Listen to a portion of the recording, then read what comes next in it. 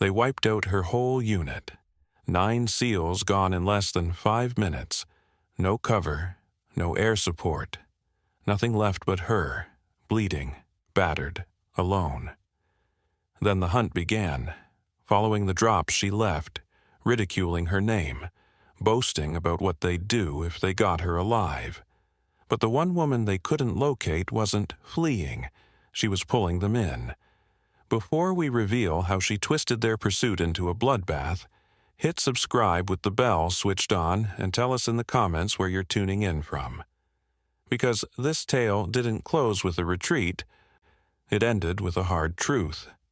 Navy SEALs don't run. She never caught the first blast in her sights. No one ever does. One moment, she was sweeping the jagged Balkan gorge through her night optics, marking shapes and gauging that eerie quiet that meant either safety or doom. The next, the ridgeline itself split apart and vomited fire. The concussion struck like a freight train of heat and thunder. Stones leapt skyward and cut her face. Her jaw rattled, and copper mixed with cordite filled her mouth before her mind caught up. Then came the shouts. Contact front, IED, IED scatter.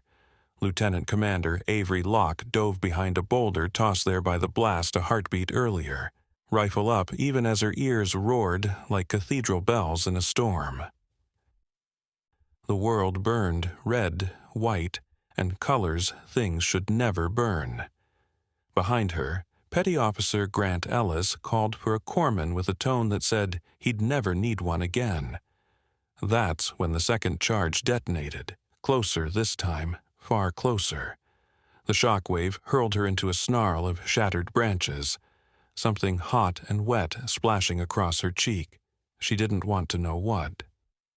Through the haze and ruin, muzzle flashes blinked like lethal stars from nests that hadn't existed during daylight recon.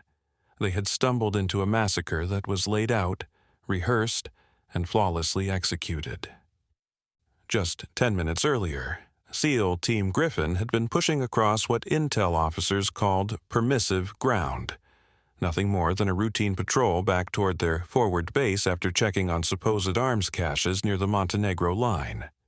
9 operators total, spread properly, comms clear, and terrain no different than the endless Balkan wilderness they'd slogged through for 3 straight weeks. LT, you think Command's ever going to let us actually stumble onto something in these wild goose hunts? Petty Officer Marco Vega had murmured over the net. His voice edged with the dry wit of 3 tours and a sharp distrust of intel packets. Keep dreaming, Vega, she'd shot back, but stay sharp. This whole sector feels off. And her gut had been dead on. The cache they'd been tasked to locate was nothing but smoke. Yet the trap laid for them was all too real.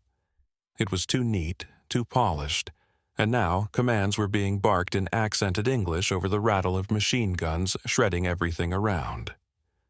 Calm voices, seasoned voices, the kind belonging to men who'd carried out this sort of work before and planned to do it again. Sector 4, clear, move in for the finish. Confirm kills, no survivors, locate the woman, orders are exact. Avery Locke pressed herself harder into the rock and crushed the instinct to key her mic. A broadcast now would light her up to enemies who held heavier guns, superior ground, and a plan running smoothly as written. So instead, she listened while her team fell apart. Grant Ellis's pleas for a medic stopped. Hunter Briggs never completed his thought about flanking. Marco Vega, cracking jokes about goose chases just moments earlier, let out a sound like air hissing from a ruptured tire, and then silence. One by one, every call sign went dead until the only thing left was her breathing and the steady rhythm of boots sweeping methodically through the kill zone. And in that awful stillness, she caught something that froze her blood in place. English. Clear American English. Tango down, Sector 3, copy. Continue sweep. Anyone got visual on the primary? Primary. They weren't out there hunting just Americans. They were after her in particular, and in the silence that followed, she caught the slow, deliberate tread of men being paid to be thorough. They weren't searching for anyone still alive. They were confirming the dead. Gravel shifted under a boot 10 feet away. Then another step. She picked up their low voices, steady, casual, like mechanics calmly discussing how to strip down an engine. This one's got a special ops patch. Snap a photo. HQ will want confirmation. Where's the woman? Still scanning. She's hit.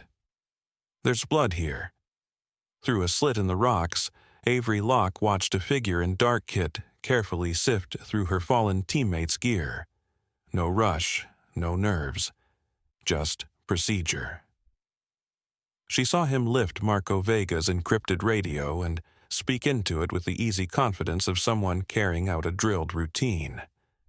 Primary target not among the confirmed dead, moving to Phase 2. The reply crackled back instantly. Copy, remember. She holds intel on the Ravenport operation. That data must not reach Washington. Ravenport. The weapons smuggling ring her squad had been chasing for weeks. The one tied deep into NATO's own chain of command. The one plenty of powerful players had every reason to bury. Now she saw why the ambush had been flawless. Why they knew the exact moment and place to strike. Why American accents were orchestrating the murder of American SEALs. This wasn't random chaos. This was cleanup, damage control. That's when she realized this wasn't chance. Not a ragtag militia with good luck and roadside bombs. This was an organized strike, and Avery Locke was the objective. She stayed still until the boots faded, then began the hardest crawl of her life. A slow, deliberate drag through shattered stone toward a drainage cut carved into the hillside by years of mountain rain. Every inch cost her agony. Shrapnel had torn into her left leg, gouging muscle like someone sketching with fire. Her shoulder sagged wrong. Dislocated, maybe worse. Something deep in her chest was broken, each inhaled like swallowing shards of glass. But she was still breathing, and breath meant thought. Thought meant fight. She slid into the gully just as their voices drew near again. Blood trailhead's here. She's moving down. Likely aiming for an extraction point. Doesn't matter. We've got the night and she's bleeding. She pressed her face into mud thick with rot and rain, listening as they mapped her death in the same calm tone men used for fishing trips. They believed she was fleeing. Their first mistake. She wasn't fleeing, she was shaping. Her father had drilled that truth when she was 12, on hunting weekends in the mountains outside Pendleton. They'd trailed a wounded buck that suddenly wheeled and charged. Not from desperation, but because it had drawn them exactly where it wanted. Later, while wiping down his rifle on the tailgate of an old Ford, he'd told her, sometimes survival isn't escape. It's making them think you're retreating when really you're picking the battlefield.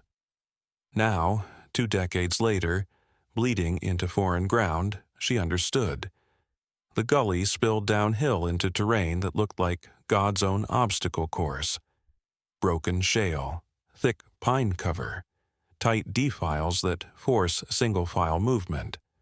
Ideal ground for making people vanish. Avery Locke rummaged in her med kit and shoved combat gauze into the leg wound without ceremony. No anesthetic, no soft hands. Just hard combat medicine that stung nearly as much as the original blast. Then she began leaving a trail, not by accident, on purpose. A smear of blood across a tree trunk here, a boot print pressed into soft earth there. Signs meant to read, wounded animal passing through. Yet every mark was set with intent. Each drop of blood was a deliberate lure along a chosen line. A line that climbed toward ground that tightened and got trickier with every step. Behind her, she heard them fall into formation. Grid searches, bounding overwatch, radio checks every 5 minutes. Professional procedure. But they were arranging their tactics around a single false premise, that she was fleeing. That assumption would be their death. The first stage of her plan demanded equal parts patience and pain. Avery moved upward, not hurried, not direct. She picked routes a wounded person might plausibly take, choosing easier footing over tactical gain, skirting steep pitches that would need both hands, sticking to tracks that looked sheltered but offered little real concealment. She left just enough evidence to keep them hooked. A scrap of medical tape snagged on a twig, muddy boot prints where there was no other option, blood drops portioned out to imply ongoing injury without revealing its true severity. Every quarter mile she paused and listened. They were following. Trail's clear here. She's staying low, following the drainage. Wounds were slowing her pace. We'll have her before dawn. Remember the orders. Alive if possible. Pieces if necessary. They actually laughed saying that. Kara kept climbing. The terrain was doing exactly what she'd hoped, funneling them into predictable routes, forcing them to move in single file through sections where the path was barely wide enough for one person. Places where small advantages could become decisive ones. Places where someone with patience and preparation could turn a pursuit into something else entirely. She reached the spot she'd been looking for just as the sky started showing the first gray hints of dawn. A narrow ledge that overlooked the path below with good fields of fire and multiple escape routes. More importantly, it was a place where someone being pursued might logically stop to make a stand. From their perspective, it would look like desperation. From hers, it was pure calculation. She opened the pack she'd taken from Petty Officer Jason Cole before leaving the kill zone, the one that contained his Claymore mine and enough det cord to reshape the local geography. Time to start teaching her pursuers the difference between hunting and being hunted. The Claymore went into position with the kind of precision that came from doing something so many times it became muscle memory. Angle of placement calculated for maximum effect. Trigger wire concealed but accessible. Kill zone clearly defined and marked in her mind. She checked her rifle, suppressed M4 with enough ammunition for a sustained engagement if things went badly. Her sidearm was secure and ready. Medical supplies were consolidated and easily accessible. Everything was exactly where it needed to be. Below, she could hear them getting closer. Blood stops here. She must have bandaged up. Path continues upward, still following the easiest route. Stay alert. Wounded doesn't mean harmless. Too little, too late. The first figure appeared on the path below, moving with tactical precision and the confident cadence of someone who thought they were chasing prey, not walking into a predator's lair. Avery let him walk through the trigger arc. Then the second man stepped into view. She waited until both targets sat squarely in the kill zone. She pressed the trigger.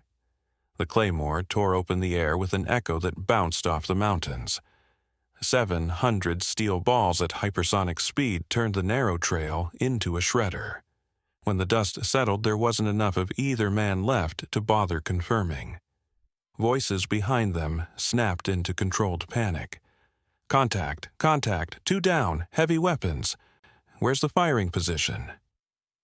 Avery was already moving, not fleeing, relocating. She slid laterally through the trees to a perch 50 meters away, with clean sight lines on the path and several escape options. The third man crept into view, moving much more carefully now, scanning constantly, weapon at the ready. Each move showing recent combat and professional training. Unlucky for him, Avery had more training and better aim.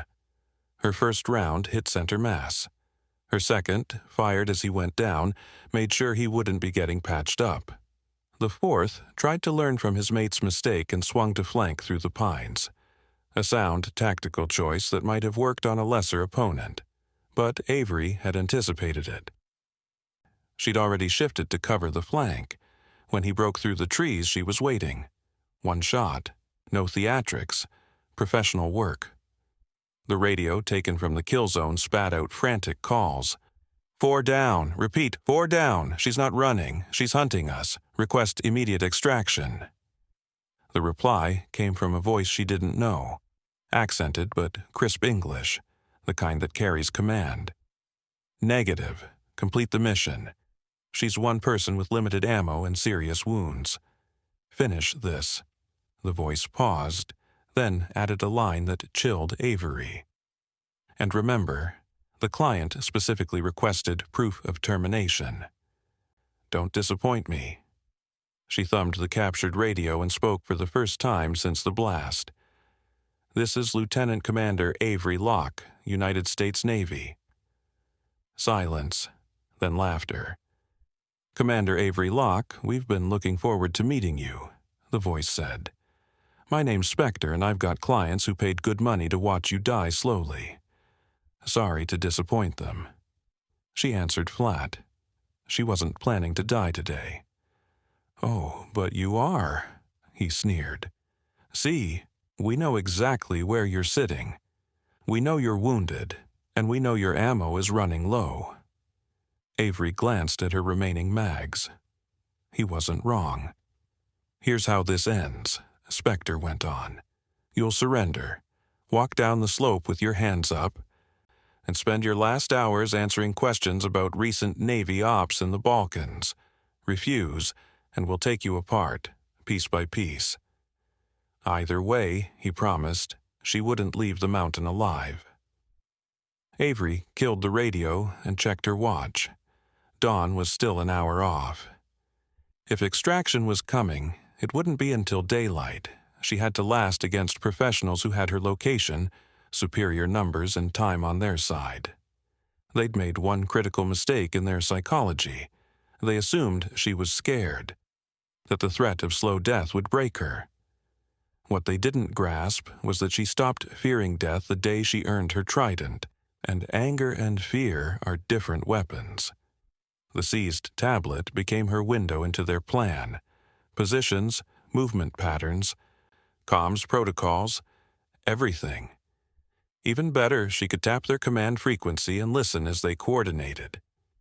Then a voice cut in. Spectre, this is Control. Washington's asking about the Griffin team. Wrap it up within the hour. Target is wounded and contained. Moving to termination now. Negative. New orders followed. Make it look like she was captured and executed by local militia. Plausible deniability.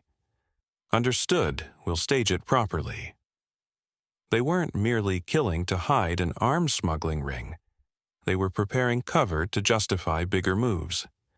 They were plotting to use her death as the pretext for wider military moves in the region. Moves that would likely line the pockets of the same people who'd bankrolled tonight's massacre. Avery keyed into their channel and spoke in a voice like winter. Control, this is your target. I've been monitoring your nets for the last hour. I know about the Ravenport network. She named the NATO insider feeding them intelligence and called out their plan to pin her death on local militias. For a beat, the frequency went dead.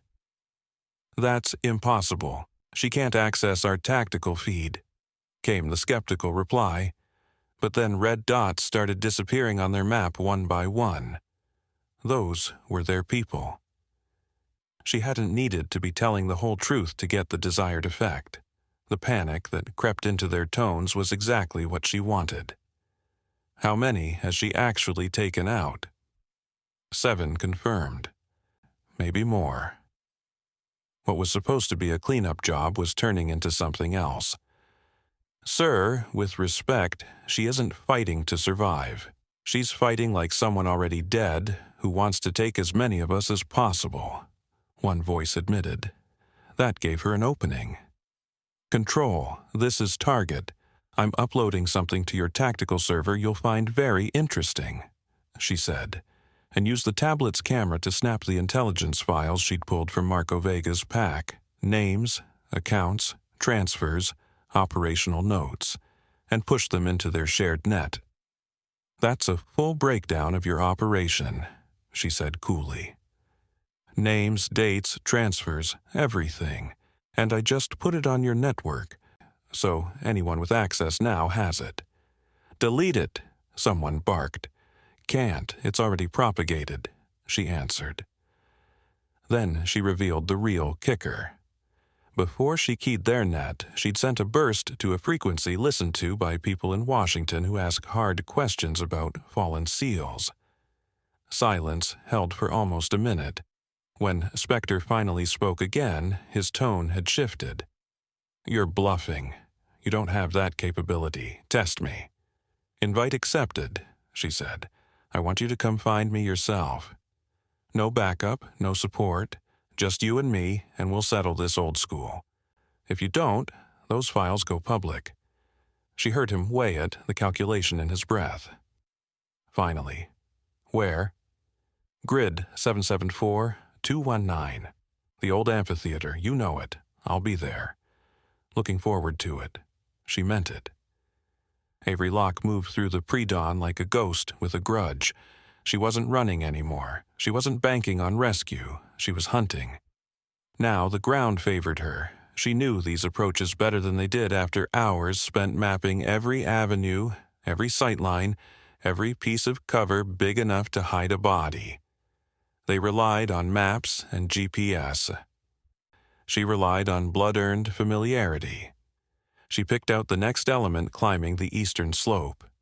3 men, spaced right, comms disciplined, advancing with the cautious professionalism that came from learning hard lessons. But through her scope, she saw the detail that changed the plan. The lead man carried a tablet, pausing every few minutes to check it. Coordination with someone off-site, live feeds, maybe satellite or drone tracking she couldn't spot.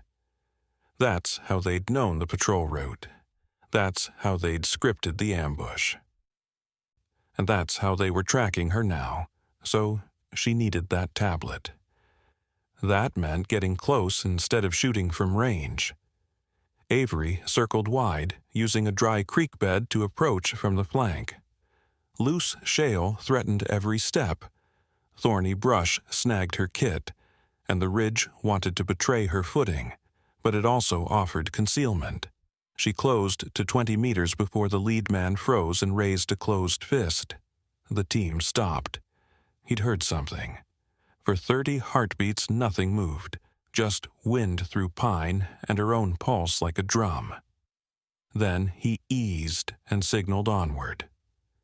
That's when Avery struck. Her suppressed rifle barked twice. Center mass rounds dropped the rear guard before he could shout. The second man spun toward the noise with his weapon up. Avery rolled left behind a fallen log. The lead, tablet in hand, dove behind a boulder and screamed into his radio. Contact! Contact! Grid 774! Avery's third round clipped his shoulder, spinning him off the radio but not killing him. Perfect. She needed him alive. For 5 minutes, they played lethal hide-and-seek among the rocks. He'd pop up to fire, she'd force him down. He'd seek better cover, she'd pin him with precise shots. Finally, she called, "Drop your weapon, slide the tablet to me, and you might see another sunrise. Go to hell." He spat. Been there. Didn't like the company. A beat of silence. Then what do you want? Information. Who runs the Ravenport network? Who fed you my team's route? Silence. I can wait all day, she lied. Her leg throbbed, her vision blurred from blood loss, and distant voices multiplied, things he didn't know. You're bleeding, he called. I can smell it. How long before you pass out? He asked. Long enough to put a round between your eyes if you don't talk. She heard him into his radio, probably calling for backup. Time to finish this. Avery pulled a frag from her vest, her last one, and lobbed it behind his cover, not to kill, but to force movement. The blast sent him scrambling, and she took the shot that ended him. She'd gotten what she needed. The tablet survived. When she powered it, the tactical display tightened her gut, red dots spreading across the slope, 15 more hostiles converging, drone flight paths, and worst of all, her own position marked with a pulsing red X. They weren't just hunting her, they were hurting her. Avery had staged herself on a rocky shelf above their line, det cord and the last of Jason Cole's explosives rigged to trigger a rock slide. Not subtle, brutally effective. She waited until all three were in the kill zone and then lit the fuse. Half the hillside came down. When the dust settled, there was only silence and a new pile of rock where the path had been. The radio crackled. "Spectre, we lost contact with Team 2. How many has she taken?" 7 confirmed, maybe more. A longer pause. This is impossible. "She's one wounded operator with limited kit. Sir, with respect, she isn't fighting like someone trying to survive. She's fighting like someone already dead who wants to take as many of us with her as she can." That was closer to the truth than they knew. Avery wasn't fighting to survive. She was fighting because her team was dead, because someone had paid to murder SEALs, and because letting that slide wasn't something she could live with. Survival was secondary. She thumbed the captured radio. "Spectre, this is Avery Locke. How many more men do you want to lose before you admit this isn't working?" she said. "You're bluffing. You don't have much ammo. Why don't you come find out?" Silence then. "Very well, no more games. I'm coming for you personally. Looking forward to it." She was, because personal meant close, and close meant she had a chance. Personal meant one-on-one fighting instead of coordinated team tactics. Personal meant battles where skill and experience beat sheer numbers. Personal meant she had a shot. Avery found the perfect arena for a final fight. A natural amphitheater carved by erosion and rockfall, with few approaches and sharp acoustics. The kind of place where every sound carried and every movement could be watched. The kind of place where mind games mattered as much as bullets. She set up where she could see every route and then started coaxing Spectre to come to her terms. First, she used the radio. "Spectre, I'm waiting at grid 774219. Come alone if you want this quick. Bring friends if you want to watch them die first." No answer. Still, she heard motion in the valley, careful, professional steps.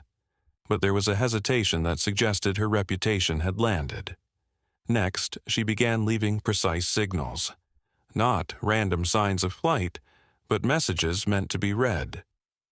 A few drops of blood arranged to spell SEAL in phonetic markers. Her dog tags dangling from a branch to catch the light.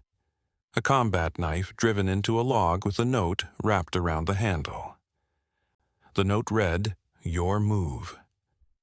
It took 20 minutes for Spectre to arrive at the amphitheater, and when he did, she saw why he'd been cocky, big, fully kitted, military bearing, an operator shaped by foreign special forces experience. But he stood alone. "Commander Locke," he called, "you've caused me considerable inconvenience." "Sorry about that," she answered from concealment. "Send me a bill." "Where are you?" "Close enough." He scanned with methodical care, weapon ready, clearly practiced in these scenarios. He was talking as he moved, which meant either arrogance or nerves loud enough to need distraction. "You know this ends only one way," he said. "You're right," Avery shot back. "The question is whether you're smart enough to figure which way that is." She shifted as she spoke, using the amphitheater's echoes to make her voice appear to come from everywhere at once. An old trick, but it worked on someone already tight with stress. "I've got backup on the way," Spectre warned. "No, you don't," she replied. She was right. If he had backup within reach, he'd have used it instead of losing 7 men to 1 wounded SEAL. "My clients will pay you triple what the Navy does," he said. "This doesn't have to end badly for both of us." "It's not going to end badly for both of us," Avery answered. Then she stepped into view, 50 feet out. Rifle up, clear shot, just for him. Spectre moved fast. Professional reflexes, tight tactical movement, years of training visible in every reaction. But he was facing someone quicker. Avery's first round struck his shoulder, spinning him but not dropping him. Her second hit center mass, his armor soaked most of it. His return fire was deliberate and skilled, driving her down behind a fallen log. They traded shots for several minutes. Careful, measured shooting that showed a grudging respect for each other's skill. But Avery had edges he didn't. She knew the ground better. She'd prepared the field. Most importantly, she wasn't trying to take him alive. When Spectre tried to flank, she was already ready. The improvised charge she'd set behind the boulder went off the instant Spectre stepped on the pressure plate, hurling him 15 feet into a jagged bed of rocks. He was alive when she reached him, but barely. "Who sent you?" she demanded. Blood frothed at his lips. "Doesn't matter. More will come." "Let them," Avery Locke replied. She activated her emergency beacon, finally releasing the burst signal she'd been saving. A call that would bring in helicopters and a swarm of furious Navy SEALs, eager for answers about their dead. Spectre tried to speak again, but his body gave out. Avery sat heavily beside him and checked her watch. Dawn was rising over the mountains, painting them in gold and crimson. The thrum of rotor blades carried on the wind. She had made it through the night. More importantly, she'd ensured the people who bankrolled this would learn the cost of murdering SEALs was far steeper than they'd ever planned.